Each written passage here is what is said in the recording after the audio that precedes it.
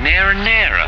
Local people still talk about the black dog, and there are very regularly eyewitness reports cropping up. And I thought, well, I'd better stop here and let it pass. And it was past me as a form as a great big black shaggy dog. This tale begins in 1577, and deep in the heart of eastern England, a hellish monster appeared one day outside Blythburgh church amidst the mightiest of storms.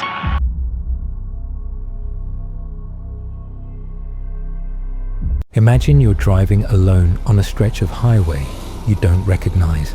It's 3 a.m. The radio stopped working an hour ago. Your eyes are heavy, heavier than they should be, and in the wash of your headlights, just for a second, something runs alongside the truck, low to the ground, fast, gone before you can be sure it was ever there. It passed me as a great big black shaggy dog. This isn't a movie. It's the real story behind one of trucking culture's oldest warnings, a legend truckers still swear by today. At first, it seems ordinary. A tired driver, an empty road, but long-haul truckers across 2 continents have reported the same encounter for decades, and in 1577, in a small English village, someone wrote it down. Among truck drivers, there is an old saying that has survived long after CB radio stopped dominating the highways. It isn't printed in any driving manual.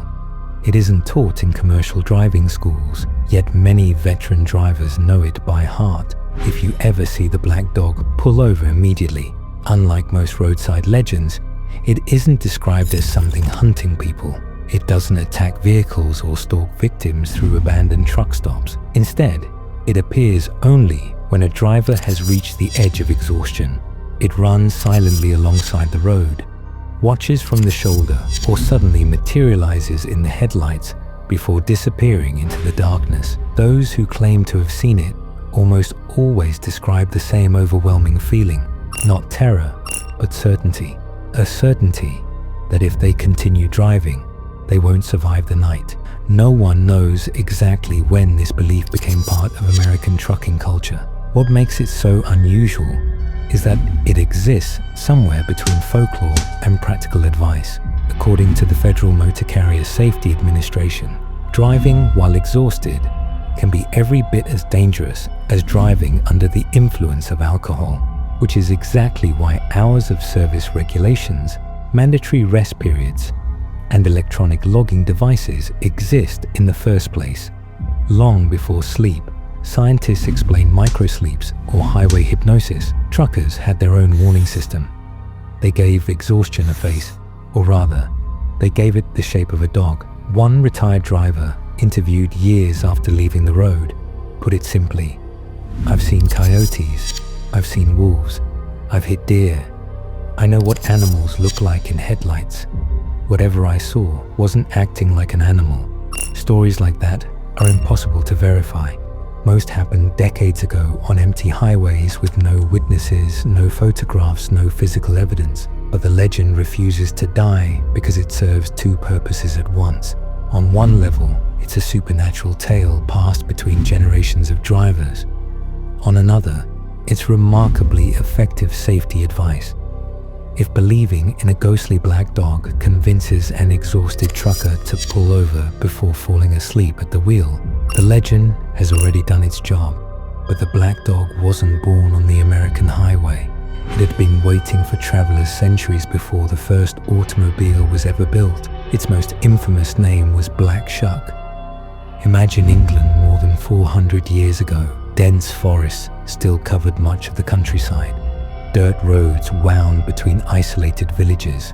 Once the sun disappeared, the world became truly dark. No street lights, no passing carriages, only moonlight and the constant awareness that if something happened out there, no one would hear you call for help.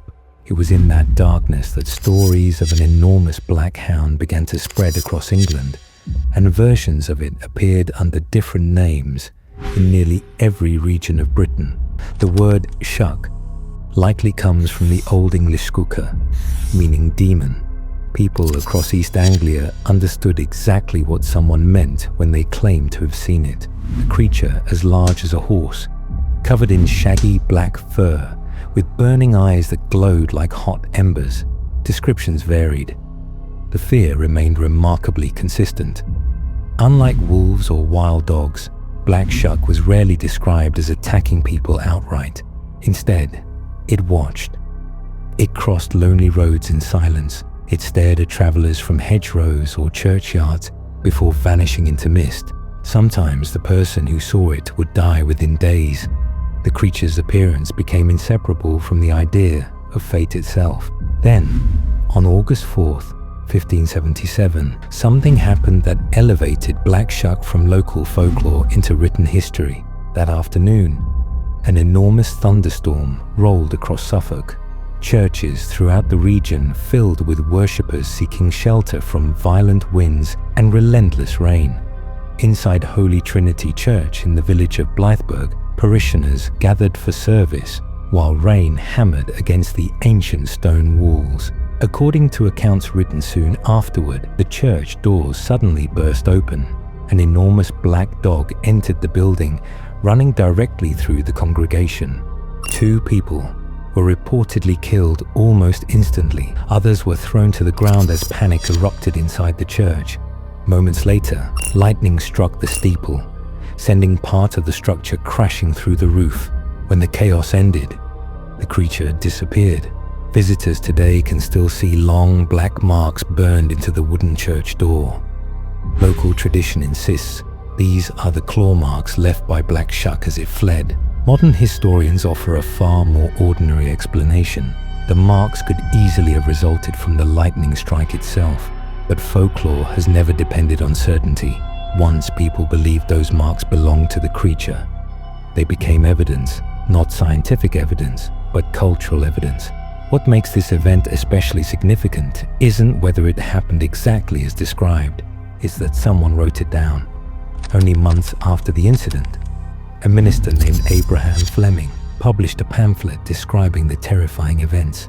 Unlike oral traditions that gradually fade, Black Shuck now had documentation. Historians can debate its accuracy. They cannot deny its influence, or the fact that reports of spectral black dogs continued appearing throughout Britain for centuries afterward, eventually crossing the Atlantic with the millions who emigrated to America, carrying stories instead of possessions until the lonely dirt lanes of England became the lonely interstates of a country that hadn't been built yet. By the time diesel-powered tractor trailers were crossing thousands of miles without stopping, the black dog was waiting again. As the interstate system expanded after the 1950s, the loneliness never disappeared. If anything, it grew. Drivers could spend entire nights seeing little more than distant taillights. The rhythm of the engine became hypnotic. Every experienced driver knew that monotony could become as dangerous as ice or heavy rain. Trucking developed its own culture to fight that isolation. CB radios, truck stops, shared warnings passed from veteran drivers to new ones, and whenever conversations turned toward fatigue, one legend surfaced more often than almost any other. If you're tired enough to see the black dog, you're too tired to keep driving. One former long-haul driver recalled pulling into a truck stop after believing he'd seen the animal several times within the same hour. He told himself that he was only stopping for coffee. Instead, he sat down inside the restaurant and woke nearly 4 hours later with his head resting on the table. He'd fallen asleep without realizing it and became convinced, looking back, that he'd been minutes away from falling asleep behind the wheel. Folklorists have long argued that stories survive only if they serve a purpose. The black dog has survived because it accomplishes something few ghost stories ever do. It encourages behavior that saves lives. Whether the creature exists is almost secondary. The legend reminds drivers that pride can be fatal, and there's no shame in stopping. But if that's true, another question follows. Why a dog? Why has the same image appeared in folklore across Europe for centuries before finding its way onto the highways of North America? The answer may have less to do with ghosts and far more to do with how the human brain processes fear, memory, and darkness itself. There's a moment nearly every driver has experienced. You're staring at the road ahead when, for a fraction of a second, Your mind drifts somewhere else. Your hands are still on the wheel. The truck continues straight, yet when your attention returns, you have no memory of the last mile. Psychologists call this highway hypnosis, a naturally occurring mental state brought on by monotony and prolonged concentration, where the brain stops paying conscious attention to familiar information, even as the body keeps driving on habit. According to sleep researchers, it's a frightening demonstration that the human brain is capable of operating a multi-ton vehicle, while the conscious mind is only partially present.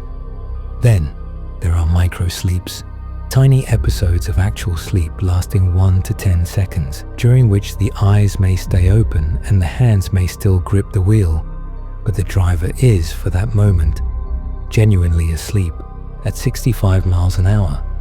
A 3-second microsleep means traveling nearly the length of a football field without consciously seeing anything. That overlap, the warning signs of severe fatigue mirroring the exact conditions of a black dog sighting, has fascinated psychologists for decades. Sleep researchers have documented that people pushed beyond their physical limits often experience brief visual hallucinations. And contrary to popular belief, these are rarely elaborate. People don't imagine dragons. They see ordinary things made strange, a shape by the road, a shadow that moves. According to neuroscientists, part of the explanation lies in pattern recognition. The brain evolved to identify threats almost instantly, which is why it's extraordinarily good at finding meaningful shapes in poor lighting, even when nothing is there. The scientific name for it is pareidolia. On an empty highway after midnight, a discarded tire, a torn trash bag, a coyote in tall grass. For an exhausted brain already struggling to separate reality from imagination, any of these can briefly become something else. Add centuries of folklore buried somewhere in the culture, and the image practically creates itself. A large black dog, watching, waiting, silent. Tonight, somewhere in North America, thousands of truck drivers will cross empty highways in complete darkness. Most will arrive without ever seeing anything unusual. But if one of them catches the silhouette of a large black dog standing just beyond the reach of their headlights, they probably won't stop to ask whether it was folklore, a hallucination, or something far older. They'll do what generations of drivers have done before them. They'll pull over, because whatever the black dog really is, the people who listened were the ones who made it home. If you made it this far, thank you for watching and for keeping these stories alive. Make sure to hit subscribe and turn on notifications, because next time we're uncovering a true story even darker than this one. Until then, stay curious, stay safe, and never forget to say thank you. Thanks for watching.